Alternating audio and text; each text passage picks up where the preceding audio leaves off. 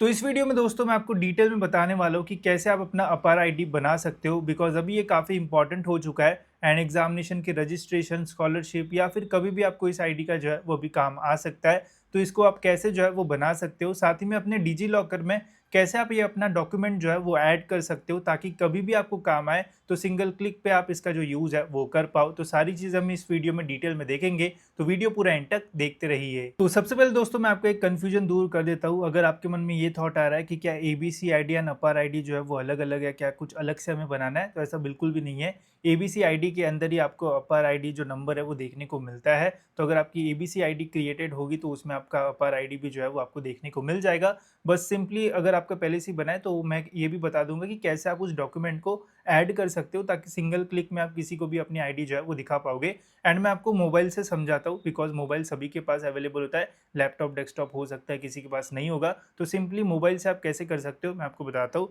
तो सबसे पहले तो गाइज आपको अपना मोबाइल जो है वो ले लेना है एंड इसमें गाइज आपको जो है वो डिजी लॉकर का जो ऐप है वो डाउनलोड कर लेना है। ठीक है, तो मैंने भी ऐप जो है वो डाउनलोड कर लिया है।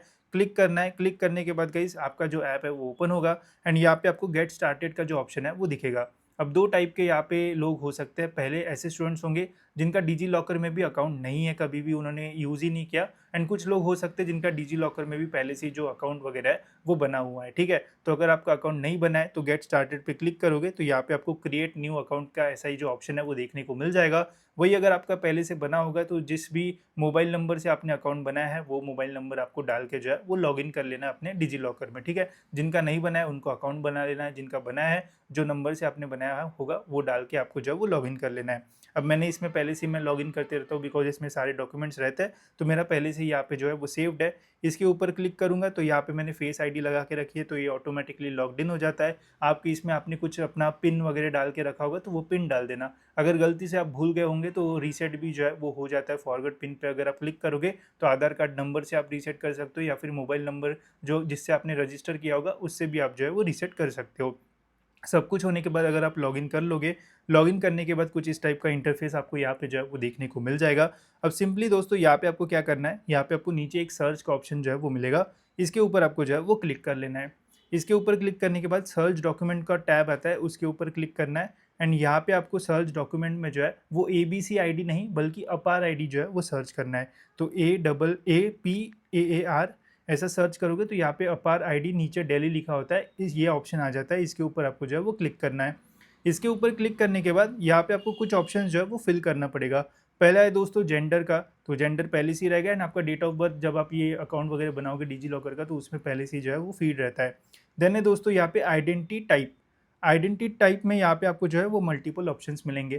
पहला है रोल नंबर, देन है registered number, enrolment number, new admission या फिर नन। ठीक है, तो अभी अगर आप कॉलेज वगैरह में पढ़ रहे हो तो आप रोल नंबर या फिर रजिस्ट्रेशन नंबर का यूज़ कर सकते हो। ठीक है, या फिर एनरोलमेंट नंबर, जैसे मैं पुणे यूनिवर्सिटी में था तो हमको एनरोलमेंट नंबर मिलता था जो पीएनआर भी हम उसे बोलते हैं, तो उसके थ्रू मैंने जो है वो किया है। बाकी अगर आप अभी कोई भी कॉलेज वगैरह में नहीं है तो नन का भी ऑप्शन यहाँ पे जो है वो दे रखा है। तो इसमें से जो भी आपके पास अभी अवेलेबल होगा वो आप यहाँ पे जो है वो डाल दो।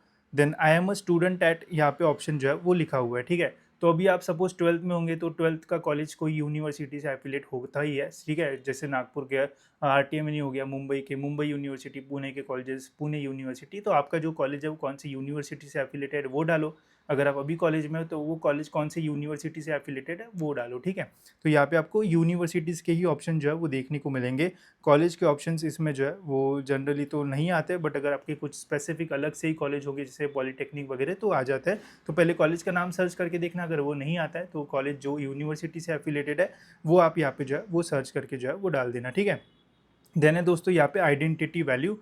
यहाँ पे आपको जो है जैसे अगर सपोज आइडेंटिटी टाइप में अगर आप रोल नंबर डालते हो तो यहाँ पे आपको अपना रोल नंबर जो है वो डाल देना है। अगर एनरोलमेंट नंबर डालते हो तो यहाँ पे आपको अपना एनरोलमेंट नंबर जो है वो डाल देना है। तो जो भी आप सिलेक्ट करोगे वो नंबर आपको यहाँ पे जो है वो डालना है। एंड एडमिशन ईयर, सपोज अगर आपने जो है वो ट्वेल्थ में अभी हो तो ट्वेल्थ में आपने एडमिशन कब लिया वो डालना है। अगर आप अभी ग्रेजुएशन कर रहे हो तो ग्रेजुएशन में आपने कब एडमिशन लिया वो ईयर आपको यहाँ पे सिंपली जो है वो डालना है। ठीक है, तो ये सारी डिटेल्स गाइस जैसे ही आप डालोगे एंड गेट डॉक्यूमेंट के ऊपर जो है वो क्लिक करोगे तो वो जो है वो थोड़ा प्रोसेस होता है एंड फिर बोलता है कि अभी हम वेरीफाई कर रहे हैं। वेरीफाई 1-2 सेकंड आपके जो है वो जाएंगे एंड देन गाइज आपका जो डॉक्यूमेंट है वो ऐड हो जाएगा। तो डॉक्यूमेंट चेक करने के लिए गाइज आपको सिंपली जो है वो होम स्क्रीन पे जो है वो आ जाना है। होम स्क्रीन पे आने के बाद गाइज़ यहाँ पे ऊपर आप देख सकते हो इश्यूड डॉक्यूमेंट ऐसा आपको जो है वो देखने को मिलेगा। अब मैंने यहाँ पे काफ़ी सारे अपने डॉक्यूमेंट जो है वो ऐड करके रखे हैं, जैसे Aadhaar card, driving licence, PAN card. तो यहाँ पे आपको अपना आपार आईडी कार्ड भी जो है वो देखने को मिल जाएगा। इसके ऊपर गाइज़ जैसे ही आप जो है वो क्लिक करोगे तो यहाँ पे आपको अपना जो ये है कार्ड वो देखने को मिल जाएगा,